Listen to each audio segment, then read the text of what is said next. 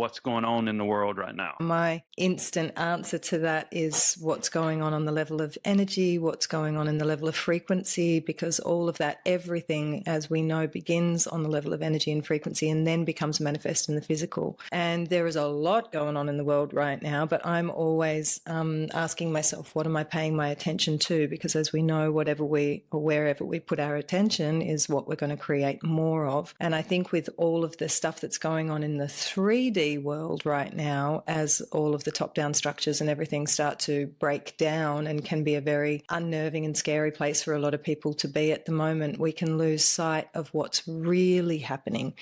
And these times that we're in at the moment are absolutely, I mean, so many words, but none that could really describe the magnitude of what we're experiencing on this planet right now. And those of us that have chosen to be here at this time, to incarnate at this time, I think it's a very, very conscious choice and actually a massive blessing, something that even though feels weird and tough at times, we need to remember to celebrate, because this time and space in the Andean traditions that I work with a lot, we call it the Tarapai Pacha. It's like the changing of the guard. It's a point of no return, as they say in the Hopi legends, where we really are seeing a massive shift on the planet, a shift of awakening, a shift of remembering, of returning.